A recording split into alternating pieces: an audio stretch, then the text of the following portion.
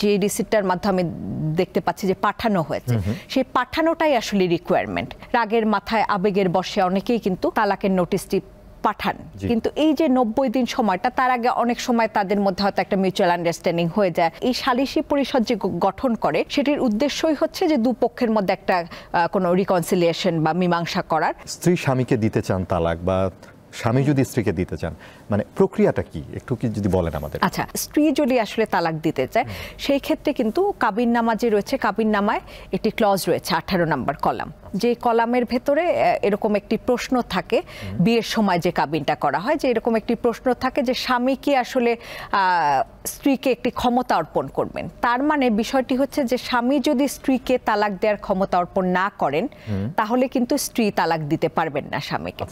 তো সেই কাবিননামার যে 18 নম্বর কলামটি রয়েছে, সেখানে যদি স্বামী স্ত্রীকে তালাক দেওয়ার ক্ষমতাটি অর্পণ করেন, অর্থাৎ হ্যাঁ লেখা থাকে, সেই ক্ষেত্রে স্ত্রী কিন্তু সহজেই তাকে তালাক দিতে পারবেন, যে কোনো কারণ দেখেই হোক।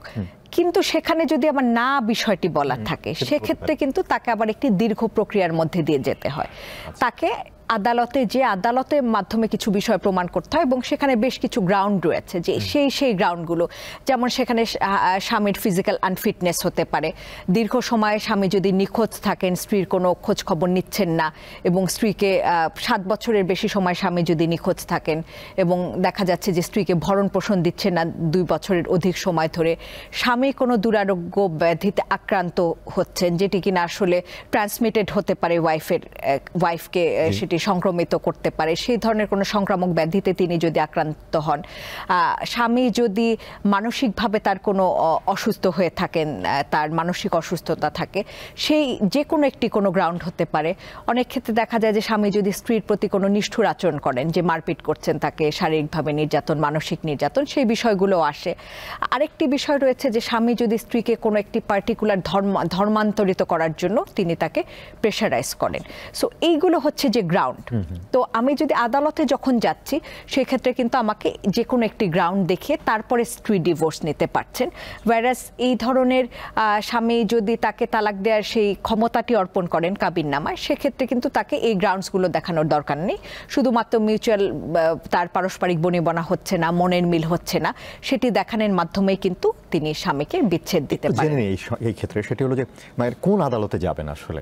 সাধারণত যেটা হয় যে ডিভোর্সের যে প্রক্রিয়া যেটি বলি, যে আদালতের প্রশ্নটি পরে পারিবারিক আদালতে যেতে হবে এই বিষয়গুলো নিয়ে, যেটি আমি বললাম, সেটি হচ্ছে একটি প্রক্রিয়া, যে পারিবারিক আদালতে যে এই গ্রাউন্ডগুলো তিনি দেখাবেন, এবং সেই গ্রাউন্ডের বেসিসে তিনি স্বামীকে তালাক দিতে পারবেন। আরেকটি বিষয় হচ্ছে, যদি কাবিননামায় সেই ক্ষমতাটি অর্পণ করা থাকে, সেই ক্ষেত্রে যে প্রক্রিয়াটি হবে তালাকের, সেটি হচ্ছে যে প্রথমে মৌখিকভাবে তিনি যখন ঘোষণা দিচ্ছেন, তালাকের ঘোষণা স্ত্রীও দিতে পারেন, স্বামীও দিতে পারেন, ঘোষণা দেওয়ার পরে যত দ্রুত সম্ভব একটি নোটিশ, সেটি একটি গভর্নমেন্টের প্রেসক্রাইব ফর্ম আছে, সেই ফর্মটি পূরণ করে, সরকারি নোটিশ থাকে একটি, সেই ফর্মটি তিনি তাড়াতাড়ি সেটিকে করে ফিল ইন করে, সেটি তার যে লোকাল সিটি কর্পোরেশন যে রয়েছে বা লোকাল অথরিটি, এটি যদি গ্রাম হয় সেক্ষেত্রে তিনি পৌরসভার চেয়ারম্যান হতে পারে, বা তার লোকাল অথরিটিতে যে চেয়ারম্যান রয়েছে তার কাছে একটি চিঠি পাঠাবেন। এবং সেই চিঠির একটি কপি যে পক্ষকে তালাক দেয়া হচ্ছে, স্ত্রী যদি দেন স্বামীকে দিবেন, স্বামী যদি দেন স্ত্রীকে দিবেন, যে পক্ষকে তালাক দেয়া হচ্ছে তার কাছে আসলে সেই চিঠির একটি কপি প্রেরণ করতে হবে, এবং এটি কিন্তু রেজিস্টার্ড পোস্টের মাধ্যমে সেই তালাকটি প্রেরণ করতে হবে। তো সেটি প্রেরণ করার পরে যেদিন আসলে চেয়ারম্যান সেই নোটিশটি তিনি পাচ্ছেন, সেই দিন থেকে 90 ডেজ পরে, অর্থাৎ 90 দিন পরে সেই তালাকটি কার্যকর হয়ে থাকে রেজিস্টার্ড পোস্টে পাঠানোর পরে। আপনি পাঠানো হলো, তো যিনি পাচ্ছেন, স্বামী বা স্ত্রী যিনি পাচ্ছেন, যদি না পৌঁছায় বা না পান, বা তিনি যদি না থাকেন, সেক্ষেত্রে কি হতে পারে আসলে? আমরা অনেক ক্ষেত্রে দেখি, আমাদের কাছে অনেকেই আসে, দেখা যায় যে তিনি হয়তো রাজি না, স্ত্রীকে তিনি যে তালাক দিতে চাচ্ছেন তিনি কোনোভাবেই রাজি না, বা এক পক্ষ রাজি না, এটি একতরফা তালাক হচ্ছে। তো সেই ক্ষেত্রে কিন্তু প্রায় দেখা যায় যে চিঠি গেলে তারা কিন্তু চিঠি রিসিভ করেন না, খোলেন না, পড়েন না, বা ফেরত পাঠিয়ে দেন।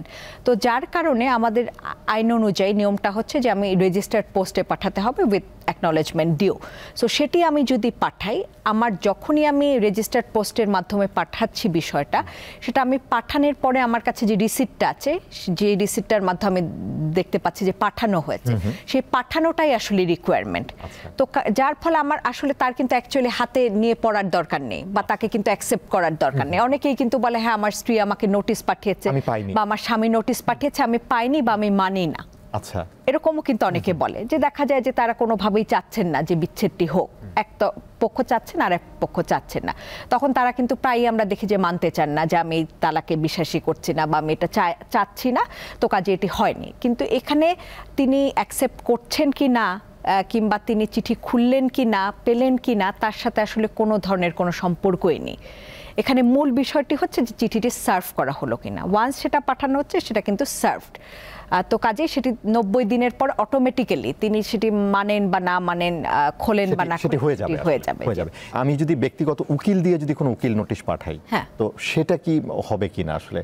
না, এখানে নিয়মটা যেহেতু রেজিস্ট্রেশনটা যেখানে হচ্ছে, কাজে আমার কিন্তু সেটা ডিসলিউশনের জন্য সেখানেই পাঠাতে হবে। অর্থাৎ এটা কিন্তু আইনেই বলা হচ্ছে, আমাদের যে মুসলিম পারিবারিক আইন রয়েছে 1961 সালের আইন, সেই আইনে খুব স্পষ্টতই বলা রয়েছে যে সিটি কর্পোরেশনের কাছে নোটিশটি যেতে হবে, পৌরসভার কাছে, লোকাল অথরিটির কাছে, সেই যে চেয়ারম্যান রয়েছে তার কাছে নোটিশটি যেতে হবে।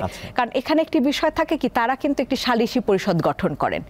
চিঠিটি পাওয়ার পরে তারা কিন্তু সালিশের চেষ্টা করেন, যে একটা মীমাংসার চেষ্টা করেন। কারণ আমি আমার মানে প্র্যাকটিক্যাল এক্সপেরিয়েন্স থেকে অনেক ক্ষেত্রেই দেখেছি যে হয়তো অনেক রাগের মাথায় আবেগের বশে অনেকেই কিন্তু তালাকের নোটিশটি পাঠান, কিন্তু এই যে 90 দিন সময়টা, তার আগে অনেক সময় তাদের মধ্যে হয়তো একটা মিউচুয়াল আন্ডারস্ট্যান্ডিং হয়ে যায়, বা তিনি রিয়েলাইজ করেন যে এটি তার পাঠানো ঠিক হয়নি, বা তিনি আবার আসলে চান যে সেটি আসলে পুনরুদ্ধার করার একটি তার ইচ্ছে থাকে, দুপক্ষেরই থাকে, যে ভুল বোঝাবুঝি হয়তো রাগের মাথায় হয়ে যাচ্ছে একটা জিনিস। তো কাজেই এই সালিশি পরিষদ যে গঠন করে সিটি কর্পোরেশন বা পৌরসভার থেকে, সেটির উদ্দেশ্যই হচ্ছে যে দুপক্ষের মধ্যে একটা কোনো রিকনসিলিয়েশন বা মীমাংসা করে দেয়া যায় কিনা। তো তারা মীমাংসার জন্য দুপক্ষকেই কিন্তু চিঠি পাঠান।